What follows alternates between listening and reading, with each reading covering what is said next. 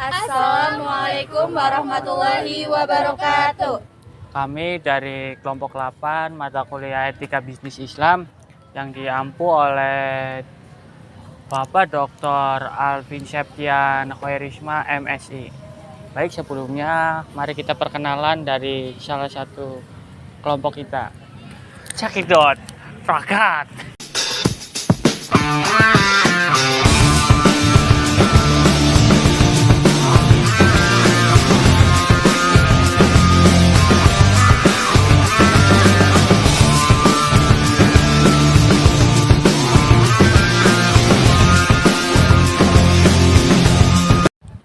Oke, tadi kan sudah perkenalan. Nah, sekarang kita langsung ke materinya. Cekidot, mari dodot, tes. Assalamualaikum warahmatullahi wabarakatuh. Perkenalkan, nama saya Ubis Nabil Khair dengan NIM 238212004. Di sini saya akan menjelaskan strategi bisnis sukses. Yaitu ada dua strategi, yaitu yang pertama strategi sukses produksi berbasis ekonomi Islam, yang kedua yaitu strategi pemasaran yang efektif. Yang pertama yaitu strategi sukses produksi berbasis ekonomi Islam, yaitu studi kasusnya itu pada produksi nukleus di PT Persada Nawakartika Kartosono, yaitu di bawah naungan kepemimpinan Rais Syirah Kiai Haji Ali Mustafa Said dan ketua yaitu Kiai Haji Bisri Hasim. Perusahaan ini menunjukkan komitmen nyata Dewan Eksekutif Cabang Nahdlatul Ulama yaitu PCNU di Kabupaten Nganjuk sebagai perusahaan yang berbadan hukum operasi di bawah pengawasan Lembaga Ekonomi Nahdlatul Ulama di PT Nganjuk. PT ini yaitu Persada Nawakartika memperkenalkan nukleus fasilitas produksi air minum kemasan yang terletak di Desa Jawono, Kecamatan Kertosono. Inisiatif ini yaitu diberi nama PT Persada Nawakartika, merupakan upaya bisnis berbasis masyarakat oleh Nahdlatul Ulama. Nah, yang kedua sendiri yaitu ada strategi pemasaran yang efektif, yaitu meningkatkan omset penjualan roti dalam tinjauan hukum ekonomi Islam di Mawadah Bakri Bandar Lor Kediri. Yaitu strategi pemasaran produk roti ini di Mawadah Bakri untuk meningkatkan omset penjualan, melibatkan rencana yang memungkinkan perusahaan mengoptimalkan sumber daya untuk mencapai tujuan pemasaran. Secara tidak langsung, strategi ini sesuai dengan konsep bauran pemasaran marketing mix 4P, yaitu meliputi produk, harga, tempat, dan promosi. Dalam aspek produk, Mawadah Bakri itu mengadopsi strategi seperti menciptakan merek dan kemasan sendiri, menjaga kualitas rata dan ukuran roti, menggunakan bahan baku berkualitas yang sangat tinggi, dan mengimplementasikan alat produksi modern.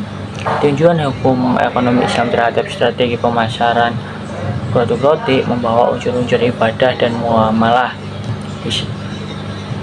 Faktor kunci sukses dalam pemasaran syariah ini yaitu mencakupi sifat sidik, jujur dan benar, amanah, terpercaya, patonah dan cerdas, dan tablik dan komunikatif. Mawadah Bakri ini menerapkan prinsip-prinsip dengan menjaga kejujuran dalam transaksi, memberikan pelayanan yang dapat dipercaya pula, bekerja sama cerdas, dan berkomunikasi dengan baik. Mungkin cukup sekian materinya dari saya. Wabillahi taufiq hidayah. Assalamualaikum warahmatullahi wabarakatuh. Halo, saya Adis Emilia Putri dengan NIM 23821200019. Di sini saya akan sedikit menjelaskan mengenai materi yang kedua, yaitu tantangan dalam menerapkan etika bisnis Islam di era globalisasi. Langsung saja ke pembahasan yang pertama, yaitu pengertian dari etika bisnis Islam. Nah, etika bisnis Islam adalah sekelompok nilai yang memberitahu kita apa yang benar dan salah dalam berbisnis. Kemudian, etika bisnis Islam juga berdasarkan pada prinsip-prinsip moral yang sesuai dengan hukum Islam. Etika bisnis ini mencakup larangan-larangan yang harus dihindari agar tidak merugikan diri sendiri atau orang lain. Lanjut ke pembahasan yang kedua, yaitu tantangan etika bisnis Islam dalam era globalisasi. Nah, di sini dalam ekonomi Islam, etika dan bisnis bukanlah suatu yang bertentangan, melainkan yaitu satu kesatuan yang saling melengkapi. Kemudian dikarenakan bisnis menjadi simbol duniawi, bisa dimaksudkan dengan simbol akhirat, yaitu dengan bertujuan segala aktivitas yang dilakukan dengan niat sebagai ibadah dan mengharapkan keberkahan serta keridhaan dari Allah Subhanahu wa taala. Pembahasan yang terakhir yaitu peluang etika bisnis Islam dalam era globalisasi. Nah, peluang dalam pengembangan riset ekonomi Islam itu muncul seiring dengan munculnya 3 arus utama pemikiran ekonomi Islam. Apa saja sih? Yang pertama, ada mazhab Bakir al-Sadr. Yang kedua, ada mazhab mainstream. Dan yang terakhir, ada mazhab alternatif. Sekian penjelasan dari saya. Selanjutnya akan dijelaskan oleh pemateri selanjutnya. Terima kasih. Peran teknologi dalam memperkuat bisnis syariah sangat signifikan dan telah membawa perubahan besar dalam cara bisnis syariah beroperasi dan berkembang. Teknologi tidak hanya memfasilitasi efisiensi operasional, tetapi juga membantu dalam meningkatkan inklusi keuangan, transparansi, dan kepatuhan terhadap prinsip-prinsip syariah. Di sini juga ada beberapa cara bagaimana teknologi memperkuat bisnis syariah. Yang pertama, meningkatkan efisiensi operasional. Yang kedua, inovasi produk dan layanan. Yang ketiga, inklusi keuangan syariah.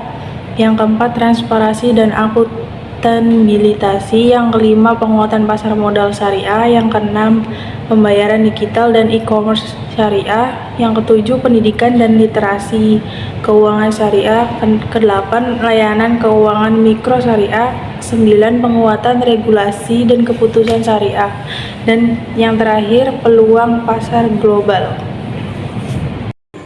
Assalamualaikum warahmatullahi wabarakatuh. Perkenalkan, nama saya Sri Komala Dewi dengan nomor NIM 2382120018. Di sini saya akan menjelaskan materi tentang etika bisnis dalam perusahaan multinasional berlandaskan syariah. Yang pertama itu ada pengertian etika bisnis syariah. Etika bisnis syariah adalah tatanan mengenai keseluruhan nilai dan norma yang digunakan dalam melaksanakan bisnis dengan berdasarkan ajaran agama Islam yang bersumber pada Al-Quran dan As-Sunnah. Terus yang kedua itu ada prinsip-prinsip etika bisnis syariah dalam perusahaan multinasional. Yang pertama ada keadilan atau adil. Perusahaan harus memastikan keadilan dalam semua transaksi bisnis. Transaksi harus dilakukan secara adil, tanpa eksploitasi atau ketidakadilan yang merugikan salah satu pihak. Yang kedua ada kejujuran atau amanah. Kejujuran merupakan salah satu pilar utama dalam etika bisnis syariah. Perusahaan harus menjalankan amanah dengan baik, merupakan kewajiban bagi setiap muslim. Yang ketiga itu ada keseimbangan atau tawazun. Perusahaan harus menjaga keseimbangan dalam semua aspek bisnis, termasuk antara keuntungan dan tanggung jawab sosial, antara kebutuhan individu dan masyarakat, dan antara kepentingan jangka pendek dan jangka panjang. Terus selanjutnya ada transparansi atau musyarakah. Perusahaan harus transparan dalam semua operasi bisnis, termasuk dalam pengambilan keputusan, pelaporan keuangan, dan informasi produk. Terus yang selanjutnya ada tanggung jawab sosial. Perusahaan harus bertanggung jawab terhadap dampak sosial dan lingkungan dari aktivitas bisnisnya. Terus yang terakhir itu ada ihsan atau kebaikan dan kesempurnaan. Ihsan dalam konteks bisnis berarti berusaha memberikan yang terbaik dalam setiap aspek bisnis. Terus materi yang terakhir ada tantangan dan peluang etika bisnis syariah dalam perusahaan multinasional.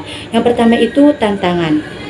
Tantangannya itu yang pertama itu perbedaan budaya dan sistem hukum. Yang kedua ada kompleksitas operasional. Yang ketiga ada kurangnya kesadaran.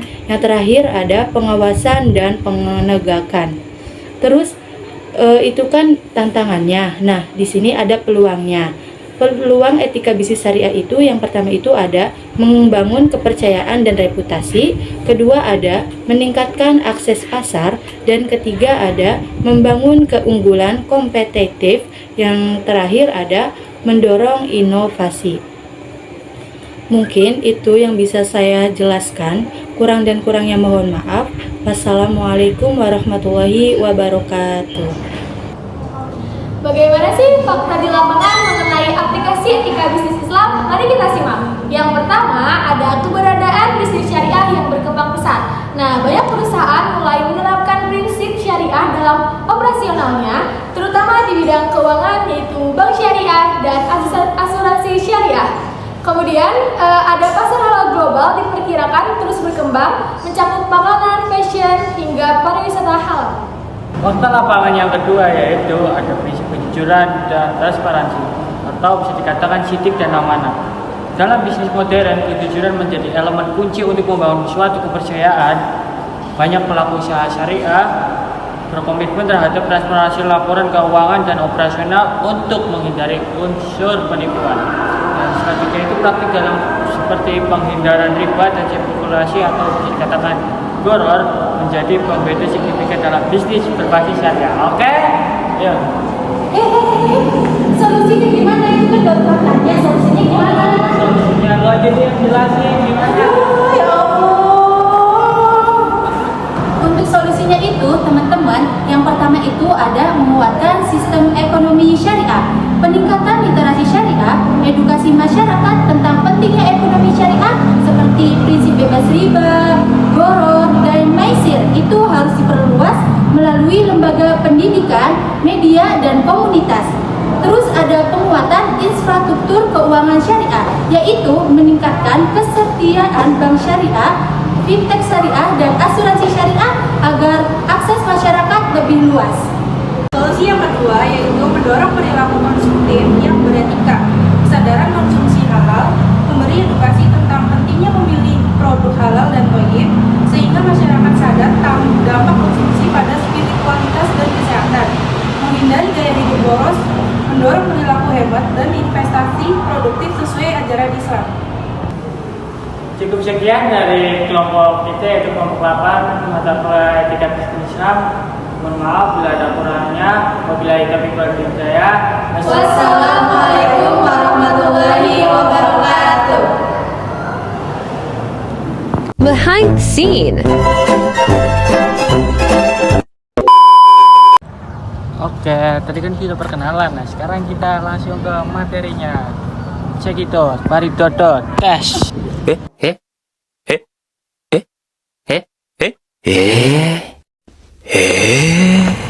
Bagaimana sih fakta di lapangan mengenai aplikasi Bisnis berbasis syariah, oke?